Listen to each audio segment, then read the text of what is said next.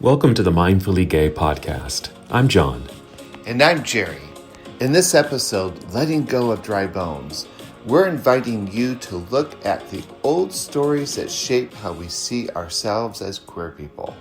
We'll talk about generational trauma, queer shame, and the spiritual cost of carrying beliefs that no longer serve us.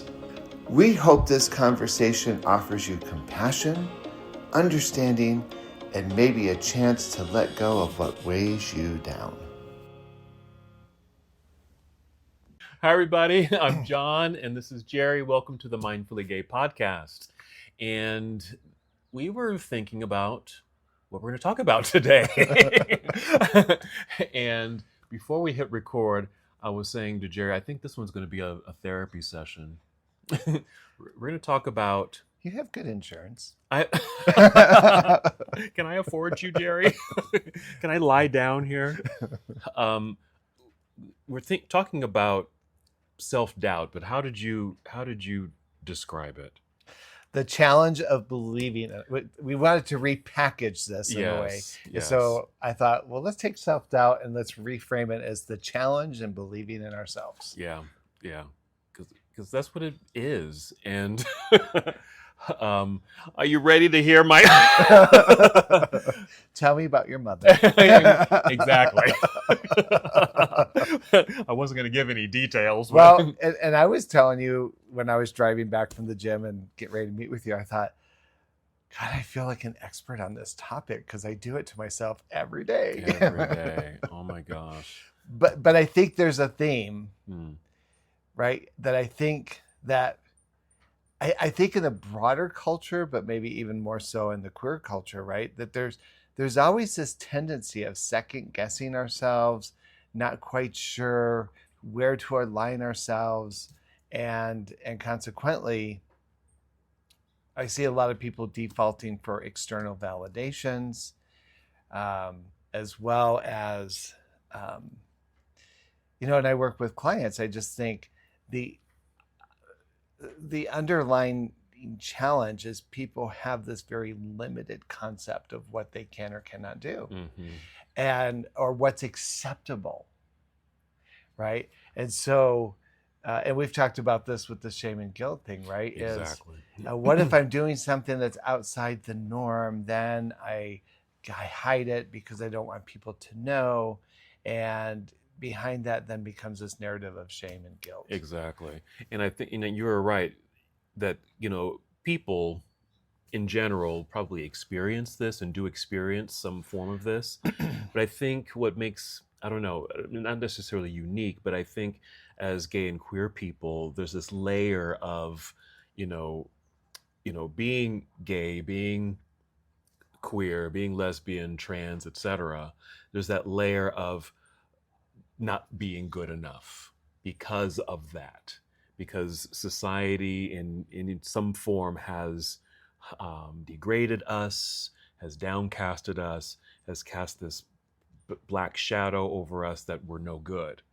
And so here we are out in the world trying to be ourselves, and with this veil of not feeling good about ourselves because someone else has told us we're not, we're second guessing ourselves all the time.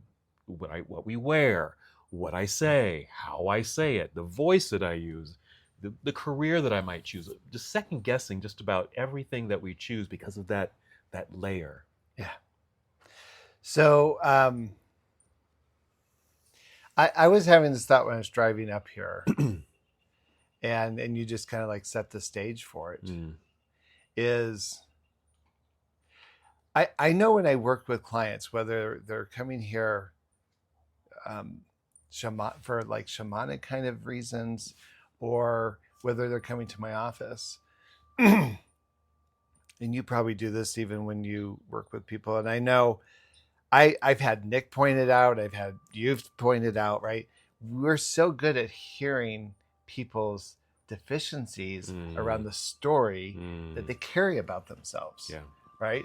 I think Miguel Ruiz talks frequently about stories.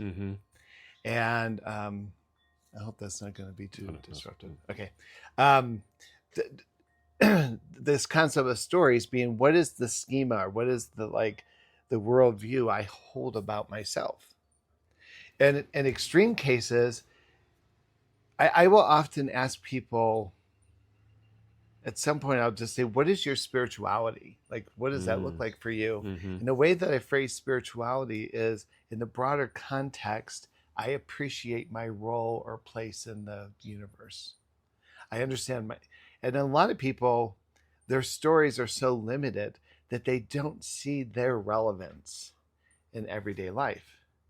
And I call that a spiritual crisis. Yeah. And it doesn't mean you have to do yoga or be a shaman. And, sometimes just hiking and getting a perspective and appreciating your part of it is an act of spirituality. Mm-hmm. And so in extreme cases of people who may have these layers of doubt or disbelief in themselves, may just limit the trajectory of the possibilities that are possible for them. Yes. So I have one other thing I want to say, and then I think we can do our therapy. Ready. Because to me, this is a very powerful image.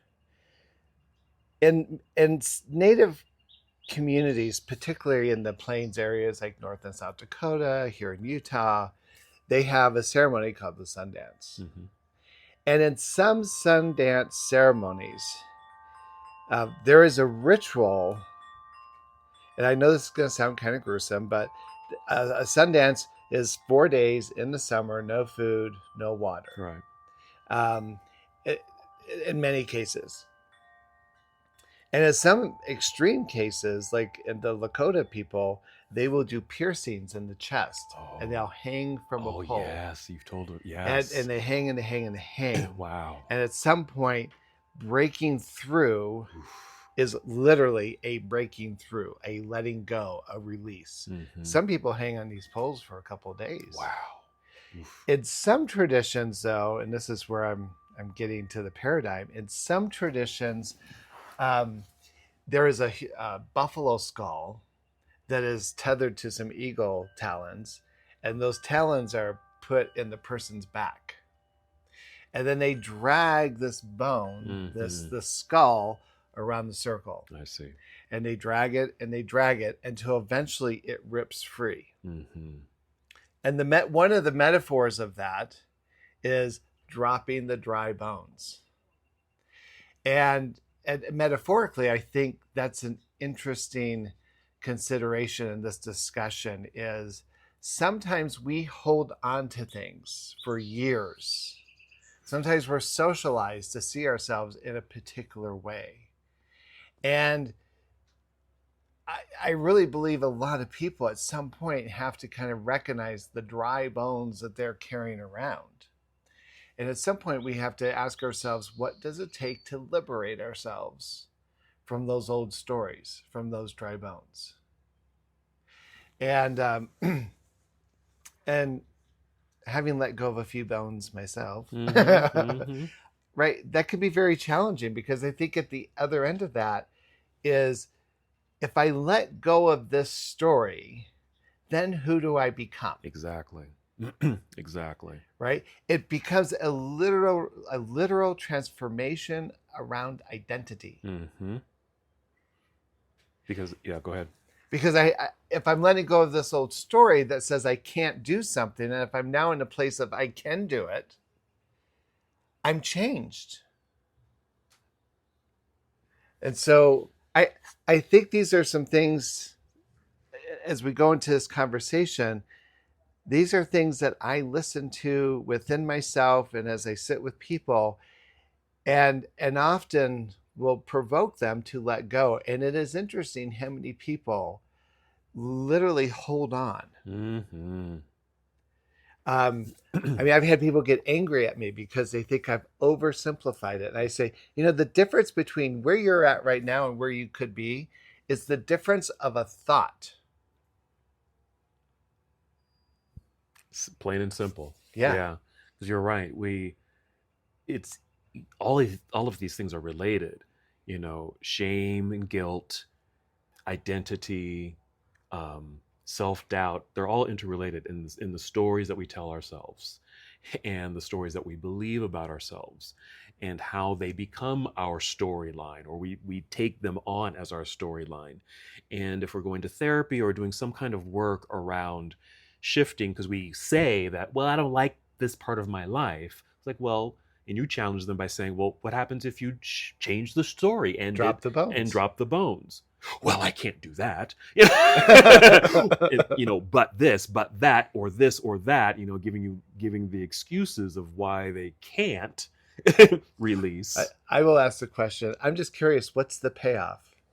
Like, you're holding on to it. You say you don't like it, but there must be a payoff because you're not letting go of it. What's the payoff? And they probably can't answer. I don't like it. I don't like it. No, you do. There's a part you might be able to articulate it right now, but there is a part that relishes in it and is nourished by it. It's what you know. It's what your psyche knows. It's what your body, your physicality, everything. That's what you know. And so I think there is, a legitimate fear of letting that part of yourself go because you don't know what's on the other side, or not sure of what's on the other side. Let's talk about fear for a minute. Yeah. So if you're saying, I'm afraid, Mm-hmm. or that's kind of a scary idea, right? Yeah. Right. I would say, okay, so what is the fear? What is the fear? And that's the response I get from most clients. Yeah, they ask the question back, what is the fear? What is the fear? It's this fear of the unknown, but still, what is the fear? That you'll get what you want? That I'll be successful and be a wonderful person and see the light? If I had to let go, I would probably, I went through this process right around the time I met Nick, who is a trainer and nutritionist, who's been on our show lots of times. And I was so ingrained. I tell people in presentations, I didn't realize how ageist I was until I got old. Mm. And as I started I realized that I was holding on to a belief that age looked a certain way. And then I was there, and I was completely living up to those expectations. Oh. And then as I started to challenge those expectations, mm-hmm. right, those expectations are reinforced culturally. If you see a TV commercial with seniors on it, they're help! I've fallen. I can't get up. Where's my Depends? Right, Depends. We need yogurt that makes us shit well. We need, right? Rogaine for the balding. Right, like there's such an ingrained philosophy mm-hmm. in our culture. And then people respond to that. Like suddenly I get called sir all the time, and not in a good way. Like at the grocery store. Right. Right. And then, but as I started to challenge the conditioned way of how to see myself, mm-hmm. and as I started adapting to this new paradigm, mm-hmm. I mean, I feel like I'm in my 40s. And I've been around people in their 40s and 50s, and I think, girl, you need to get on a treadmill. Right?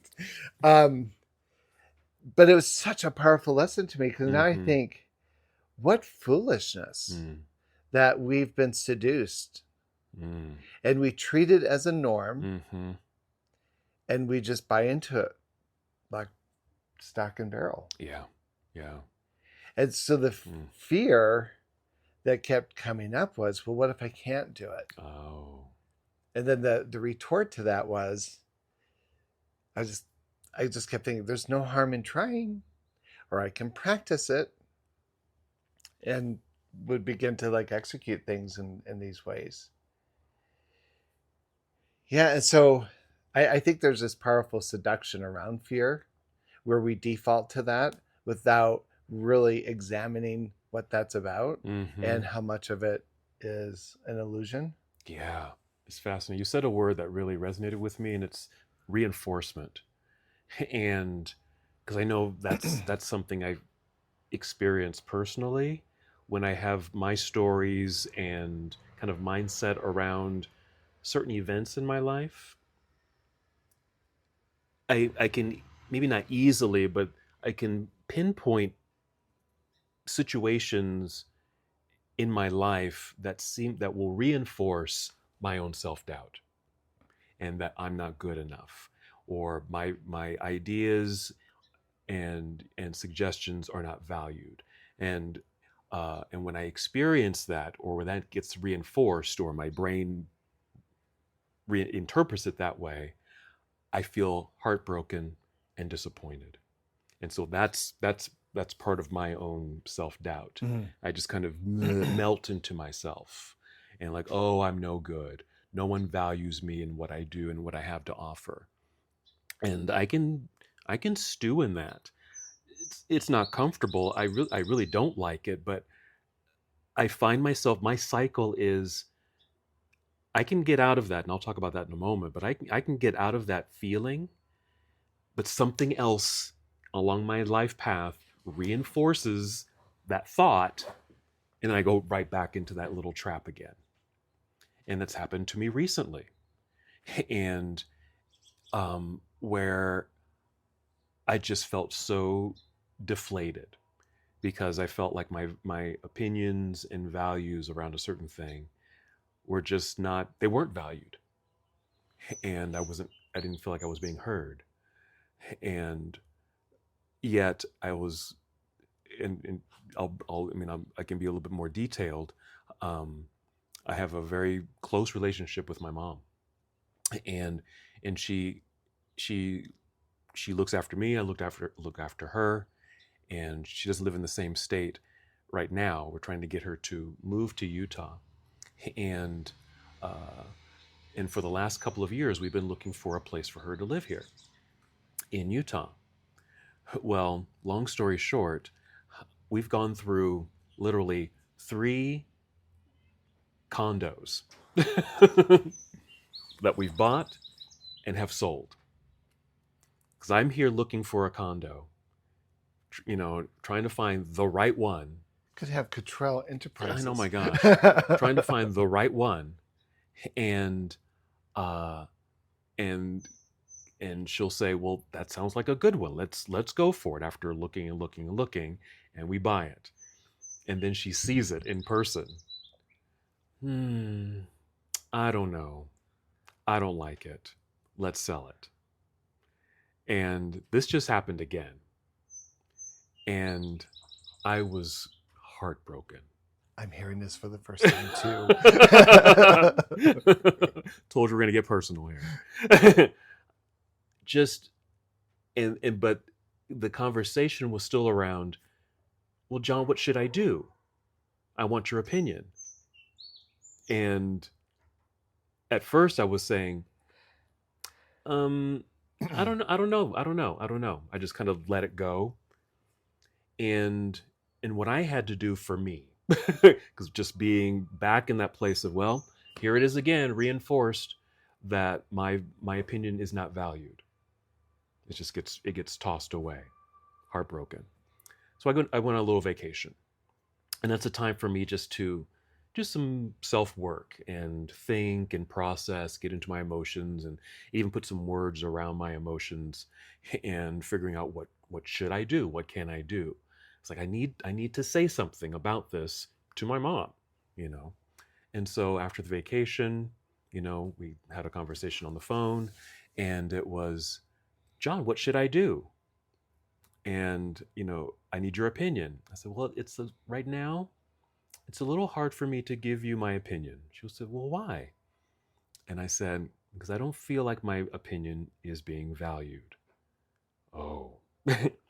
And the interesting thing is, that was a tough thing for me to do, because in the past she would get defensive and kind of turn it around and almost reinforce again that feeling of, oh, I'm not good.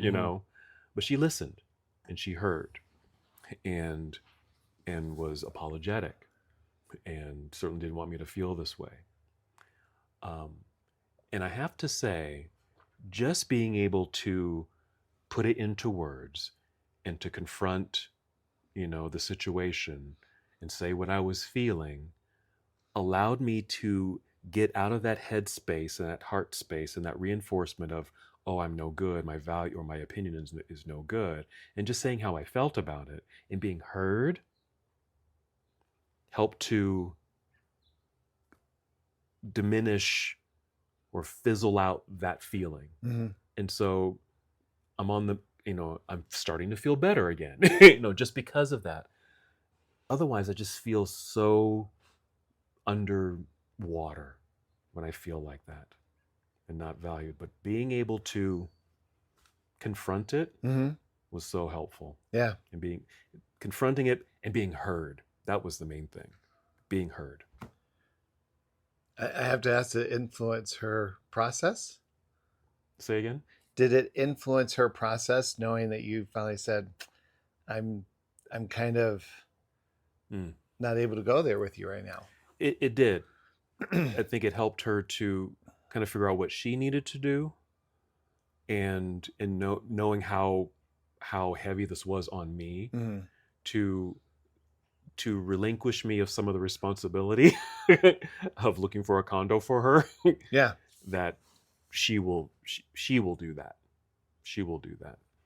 And but that was all kind of wrapped also in, John, I love you. You've been taking good care of me and looking out for me and finding these condos for me, and I feel like, she felt like she made a mistake. I mean, it was just a lot of acknowledgement and her part in the whole dance of it all. Yeah.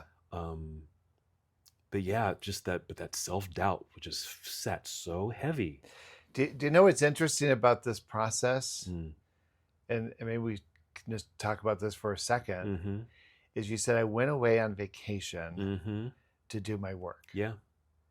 And now I think you and I know what that means, but I think we should break that down, because one thing that I'm learning is the process of introspection, the process of being contemplative. Mm-hmm.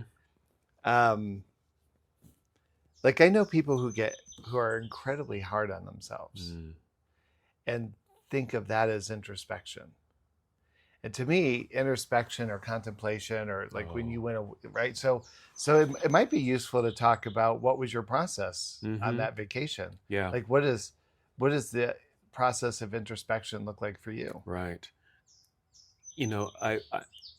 I'm able to, because I had that experience with my mom and had these feelings. And what I tend to do is just get wrapped up in work to avoid the feeling. And so I found myself extra busy, especially through this past month. Looking for condos. Right? Just extra busy so I can avoid the feeling of what I was, really sensing, and feeling a little tired and run down. And those are cues for me. Like, oh, John, you need a vacation. Just to get away from work and to relax a little bit. But as you were saying, it also, going away for me allows me to, yes, put work aside, my responsibilities aside, my appointments and all of that aside, so I can come back to me.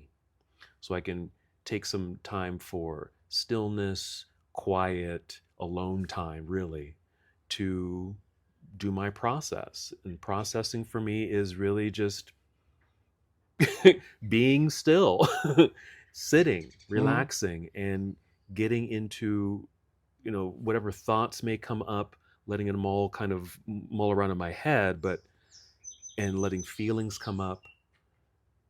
But what is the inner dialogue when you're sitting there at the pool with your sarong lightly draped in the appropriate places? How did you know? I've seen it. But I'm wondering, I think this would be helpful for people like what's the inner dialogue sound like? It's interesting because it is a dialogue. It's as if I'm talking to myself in my head. Yeah. Like a thought will come up. Trying to think of just with this particular scenario. Mom wants another condo. Mom wants another condo, or she wants to sell this condo, and I get a feeling, and that, what's that feeling? Because this is the issue.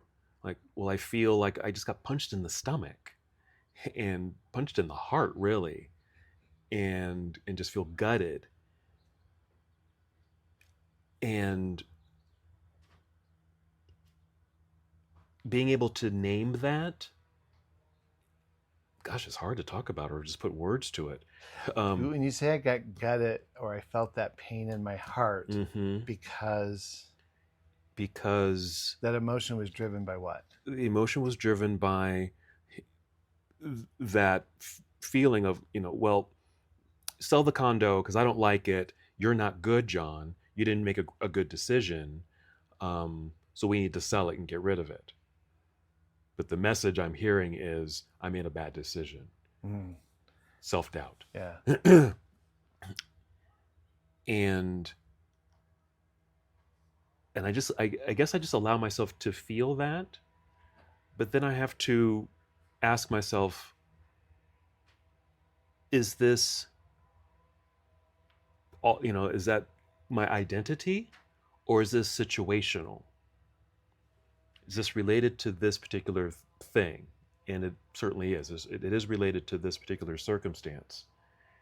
And telling myself or asking myself, well, what can you do? And I think I start to construct maybe a script for myself on how do I face this situation? How do I put this feeling into words that my mother can understand and hear, Mm-hmm. to convey that I'm not in a good space? And for me to get out of this muck and feeling down on myself, I need to get it off my chest. That's the goal for me, is I need to get this off my chest. Yeah. What are you looking for by getting it off your chest? What am I looking for? Yeah. If I get this off my chest, if I tell Mom how I'm feeling, Mm-hmm. then what do I accomplish in that? Well, if it's received, then I feel a weight lifted. Then I feel like I'm myself again. Meaning, not that layer of self-doubt and questioning what I do, but I do make good decisions. And I'm an intelligent person. And I did a lot of work to do this. So there's an internal process, but there's also the hope that there's going to be an external process that's going to help me. And like I mentioned earlier, it's being acknowledged and being heard. And I did get that. What if Mom had gone to her old script? Mm-hmm. What if you dared to release it and she's just like, oh, John, that's silly. Just do it right this time. Mm-hmm. I know your mother, she would never say that. Right. Right. But what if Mom had not received it in the way that she did? Mm-hmm. My old script in responding to that would have been, well, okay then. And I would just shut it down and change subject, go on to something else, hang up the phone, that kind of thing, and still be stewing in my own stuff. Mm. If she responded that way and I was still in this process now, more present, I think I would try to be convincing. I need you to hear what I'm saying. You don't have to react necessarily. I'm doing this because I need to get this off my chest. I mean, it's not that, you didn't create this feeling. I'm feeling this feeling. And in order for me to move past it and through it, I just need to say it out loud. That will help me. Mm. And even if she just said, I hear you, I think that would have been just fine. I mean, she gave more than that, but an old script from mom would have been kind of what you said, just shut it down and, oh, you're a grown man, get over it, that kind of thing. Mm-hmm. Yeah. But I think she's also kind of gotten in tune with herself and working through things, and know that it is important to kind of talk through feelings, right? So I'm fortunate in that regard, Yeah. that we can now kind of move forward. But I think, if she had responded more defensively, I would have gotten defensive too, and do it either. Then I've got a choice, either to back down and stay in that state, or I just need to say this. Right. There's two things that are running through my head. One is, and I paraphrase this, I don't know that you'll find this quote anywhere, but in the Four Agreements, Miguel Ruiz anyways, says something along the line that people, places, and circumstances show up as secondary characters to our own primary story. People, places, and circumstances show up as secondary characters to my own primary story.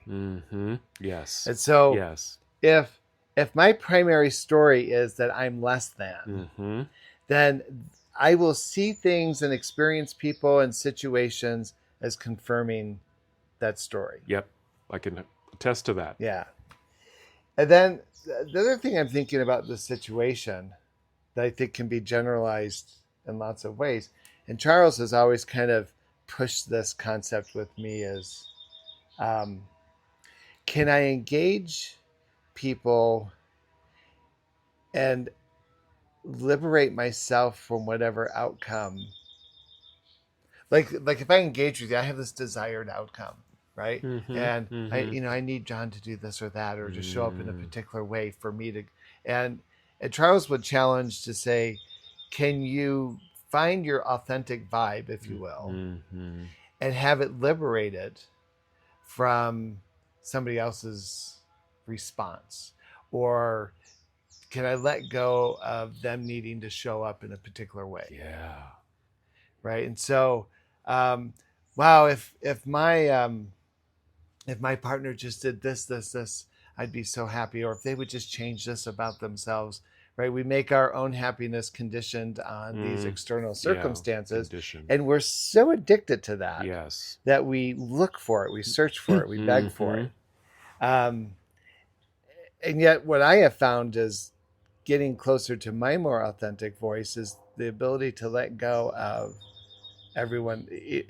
Ruiz says it perfectly, but again, I give him credit. Maybe I just came to this conclusion with something he wrote. But at times people say, God, you offended me. And I thought, well, wow, that wasn't my intention, so that must be your story. Yeah. Right. If I intended to offend you, you would know it. You would have known it. Yeah. But that's because people are kind of dependent. If I'm offended by you, right, it's because I'm dragging something around and you haven't measured up to that ideal. That measured outcome that I'm looking for. Yeah. And so that's why I asked that question about what if your mom hadn't responded? Because can John find his, I guess the place of doubt is around, I don't make good decisions, which I find so surprising because I think you have some of the most brilliant ideas we've ever discussed. Right? But that's my story for you. Right? So, how does John find his own inner brilliance? Yeah. It's, I think I'm lucky because, we've talked a little bit about, how do I show up in the world? I feel very multifaceted and I can dip my toes in a lot of things. And I tell, people say, John, you do so many things. You're a jack of all trades, that kind of thing. And I say, yeah, I just do what I like to do. And that really is it. I just do what I like to do. And so if I'm baking or I'm on my iPad or playing with my iPhone or listening to music, I'm just doing things that I enjoy because it brings me joy. And um and so I those are my fallbacks. And so when I find myself in the muck of it all, or under the veil of self-doubt for whatever reason, then I know I've got some go-tos. Because even in this process before I spoke to Mom, I was doing my self-care, which is I go to the gym. I love that. That's me. I go to the gym, you know, go get a bacon cheeseburger. Love that. I'm playing on the computer, you know, learning some new things about AI or whatever. Uh, that that stuff nurtures me, and it reminds me of my value. Or I bake, or I cook, or something like that. I just dive into the things I know that make me feel good. Mhm. But I still, and that gives me some fluff in a way, some padding. So when I do need to confront and do the real thing, I've got the padding. Mhm. So I feel lucky in that way, and I know not many people have that padding, where nothing to fall back on, or they seem like they feel like they don't have something to fall back on. If there's an expectation of how the other person is going to respond if I confront them with my feelings, and it backfires, then you just fall deeper into that void. Well, imagine how this would change capitalism in this country. I mean, literally, I think it's huge because how many people go to work and they're frustrated, they feel undervalued, they feel underrespected, and at some level, why we are getting out of life where our collusion is, Yeah. right? And so it's my belief that I have to be anchored to that job for those many hours at that pay because somewhere in me believes I'm only worth that. Worth that. And I won't challenge the narrative of my supervisor or my boss for fear of disappointment or being changed through I'm going to be seen as not valuable for that amount. Yeah. Yeah. Right. I have a man I'm working with right now who is about my age and has had some really interesting challenges in the workforce. And his paradigm is so strongly rooted in the idea that he can't because of his age, that he's not respected because of his age. Everything is, the issue is not what's happening around him. The issue is, I believe this about myself, and everything else is showing up in support of that. Yes. Wow. And so imagine what would happen if we went to the workforce completely confident in what we bring. Just the paradigm shift, not thank you for giving me this job, but you're welcome for hiring me. Exactly. For having me. Yeah. Right? I'm worth every penny and more. In fact, I'm giving you a discount. Right. Out of the generosity of my heart. I mean, culturally, right, there's some kind of mechanism that has us so seduced, right? We look to our politicians for the solutions because we don't think we have the capacity to do it ourselves. We look to religion. That's big. Yeah. In that same way. Which is why we have a lot of religious people who aren't very spiritual because they still haven't found their value. Their value. Yeah. It's based on perception and how think they're supposed to be. Yeah. Yeah. Yeah. And again, I think of these cultural narratives where tribal members are profoundly respected for what they bring. Communities prepare themselves to receive someone, right? Like Valdoma's community. Yeah. And here we're a culture that treats, it really does seem to center around capitalism and the idea of rising to the top of some kind of financial hierarchy where the power is. Yeah. which is a belief because there is great abundance around us everywhere. Mm-hmm. But our story keeps us from tapping into it. I'm tapping into that. And I think just clarifying this a little bit, right? For so long in our history, first of all, we weren't even acknowledged as an identity. Then we were acknowledged, we were promptly pathologized. Yeah. And criminalized and hospitalized. Oh my gosh. Right? And because we're not part of the privileged norm, that makes us therefore abnormal. And so, right, we're having to kind of reinvent the story of who we are and what our place is in society. And the challenge is, right, how do we make that seductive? Yeah, how do we make that seductive? How do we do that? Is this ruining Yeah, we'll find out. I don't even know what they're doing over there. How would you approach that? Maybe either personally or just generally in regards to, that layer of, being queer and the self-doubt stories that we kind of walk around with, and being able to be authentic and release those things and see our worth and see our value. Well, if you can't tell, for whatever reason, the gardeners next door have become activated. Apparently with chainsaws. Really?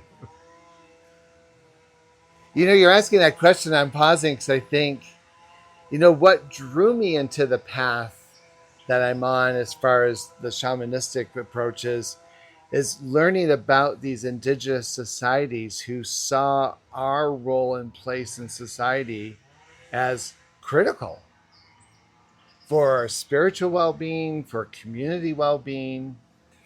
And that was such a powerful contrast from the Christian paradigm that says, we don't want you, that it immediately kind of shifted my thinking there. And where I'm personalizing it is within the queer community, what do I bring? And I go back in the day, we used to have this club called The Sun. And The Sun, when you walked into the dance floor to the left, there was this big, tall set of stairs. Yeah. And in those days, you would go to the clubs by yourself, but you knew you were going to run across people. And for whatever reason, none of my friends were there yet. And I was just kind of standing there awkwardly by myself. And the narration in my head was, oh man, I'm the only one standing here doing nothing. And people are going to think I'm desperate or something. And started running this negative script. And so I climbed up these stairs just to get a better view of what was happening. And it occurred to me that I was not the only person holding up the wall. And I thought, wow, how interesting. I was so absolutely convinced that I was the only one. And when I shifted my perspective, I realized, oh my God, there's a freaking community out here. There are just people waiting to be approached. Right. And so for me, when I'm doing that introspection, whenever I'm challenged with some kind of less than story, the inner dialogue just simply asks the question, is that true? Like, is that really true? And what's the evidence that supports it? Right. And what's the evidence that doesn't? And often when I say, is that true? It's like, no, yeah, that's a story in my head. And so go back to The Sun. I didn't do this, but if I would notice that I was in that place, I would probably go downstairs and target a couple people to just go up and say, hey, how you doing? Yeah. How's tonight going for you? Right.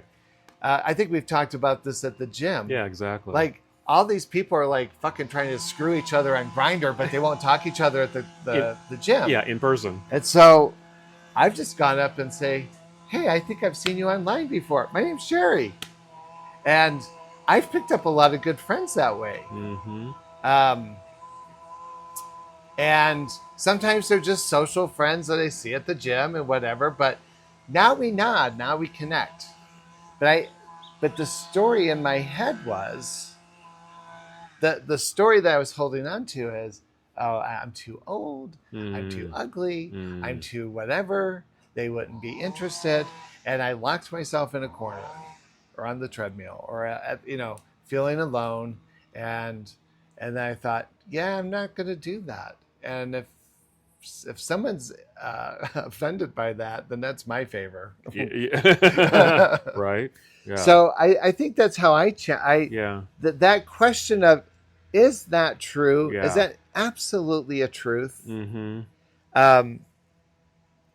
It's interesting when I've shifted my story, the interactions I'm having with people are so much more profound than when I hold on to the less than story. Yeah.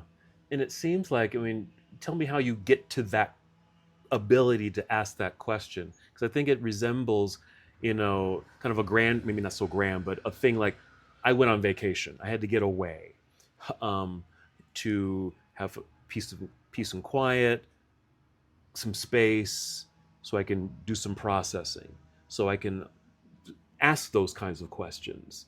Is that real? Is that not real? What's the proof, etc. And I think there's certainly an advantage of, if you can, go on a retreat or a vacation or take some time off or whatever to do that work. But the ability to do that almost like on the spot, it's a similar thing. It's a way, you have to come almost, what I envision is checking out for a second, stepping out of self for a moment, and kind of looking at, just like going up on those stairs at the sun and looking down and out. You had to step out and back to see. You've been with me to Peru a few times, right? I think the reason Peru is so profound is it takes us out of the familiar. Yeah.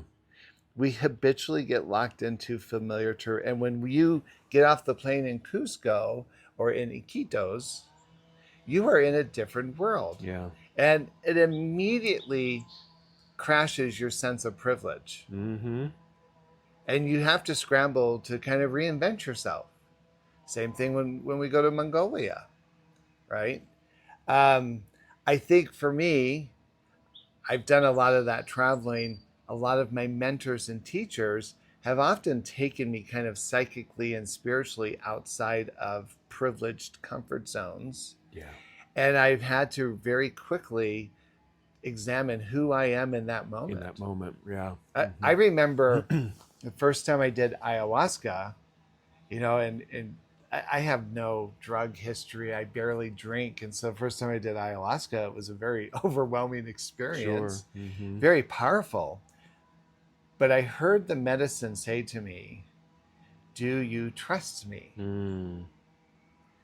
And then it repeated. It's like, do you trust me? And in that moment, my thought was, it's time to walk my talk. And I said, yes. And then the medicine said, let go. Wow. And so at that moment, letting go felt incredibly overwhelming because I was kind of having my own death experience. But as I let go, it totally crashed the fear associated with death because it turned into this amazing experience. But it had to go to that very unfamiliar place. But even at the very root of like cognitive-based therapies, right, or work by Byron Katie, right, there's that moment in recognizing the inner dialogue where you're invited to challenge it. What's the payoff? I'm holding on to a story that says I'm too old. What's the payoff? right? And then it's like the answer is terribly not flattering. Or you can't come up with an answer. I'm afraid. What if I fail? Um, the payoff. It allows me to avoid the issue, right? And I don't ever like to look bad, even to myself. Yeah, I hear you. And so I have that moment. And I think, okay, yeah, the payoff kind of sucks, and I want a different payoff. A different payoff.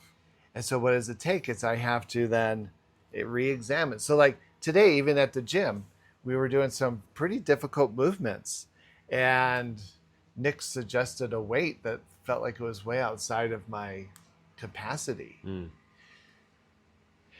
And my first thought was to mitigate what he had said, and I thought, no, if I can't do it, I can't do it. But I don't even know I can't do it until I try. Until I try it. And then I realized, oh, I can do it. It's hard. It's not easy, but it's doing what it's supposed to do. Right. Right. And so I think I have several voices in my head at any given time. I hear you. Same here.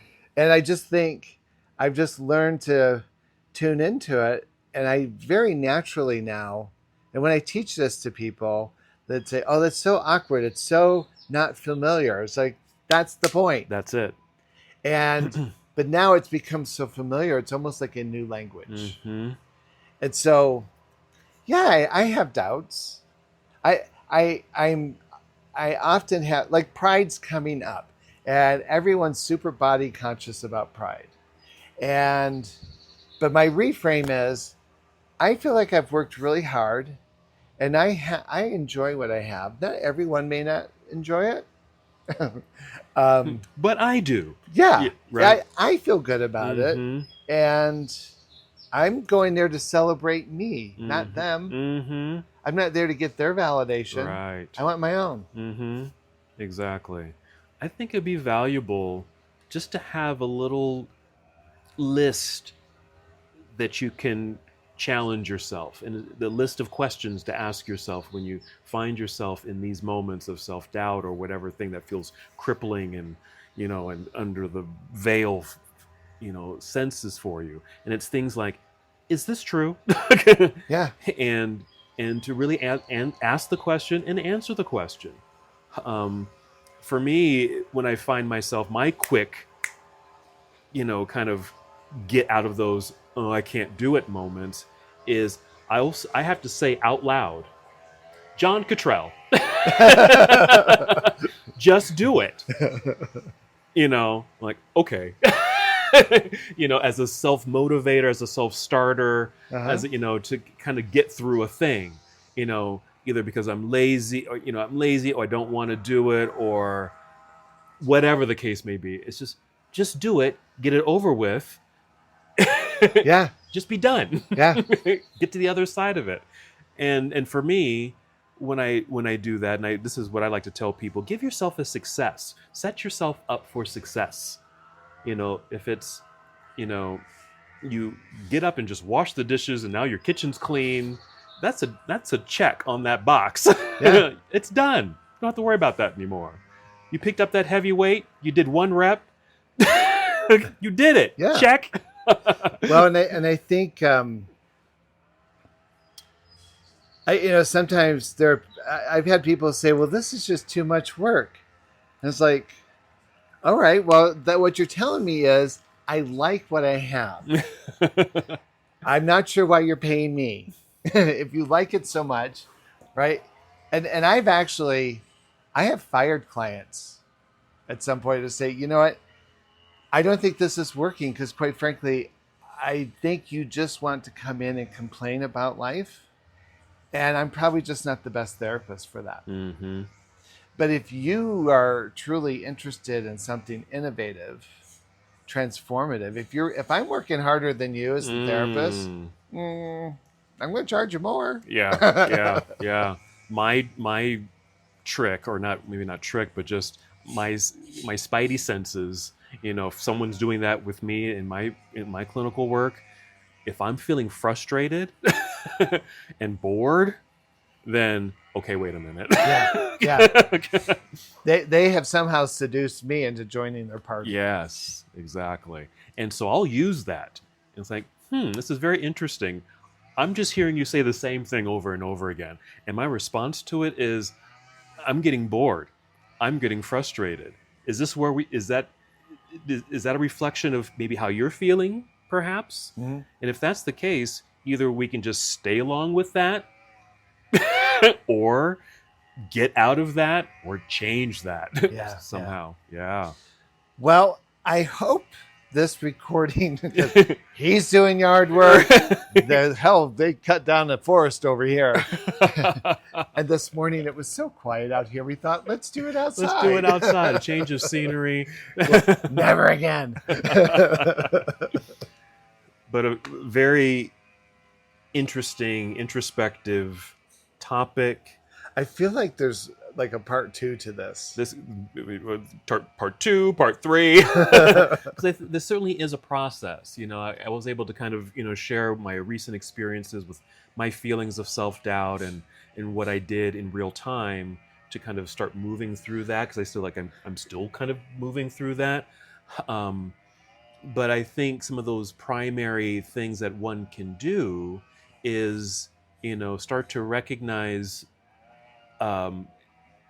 what's the benefit of me staying in this space? What's the benefit of hanging on to this story? Those old bones, those dry bones.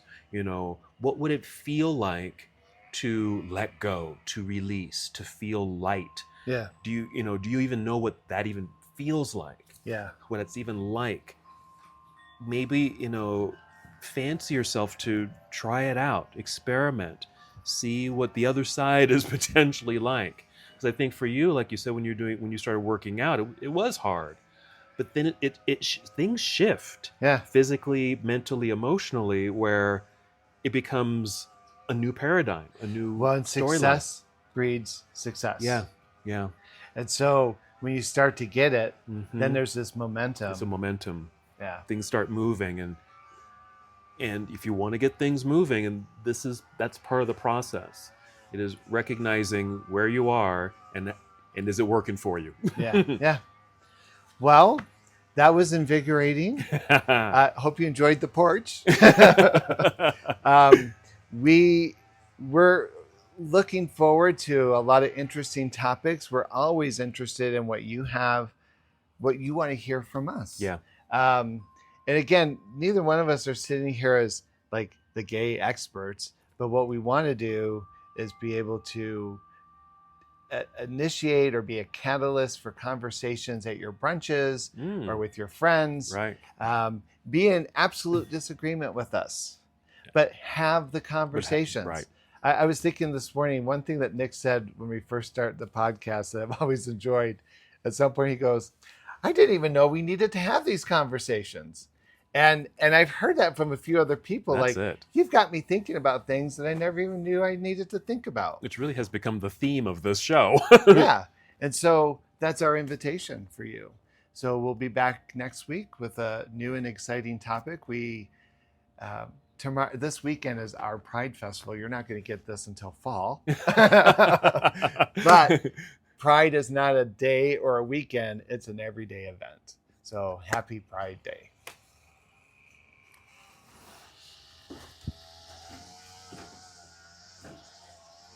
Thank you for joining us on the Mindfully Gay podcast. We're grateful you spent this time with us. We'd love to hear your stories or reflections. Find us on Instagram at mindfully_gay. You can also visit mindfullygay.com to see our upcoming free social events and stay connected. If this episode resonated with you, please take a moment to rate it and review it. It helps others discover our podcast and grow this community. Until next time, keep coming home to yourself.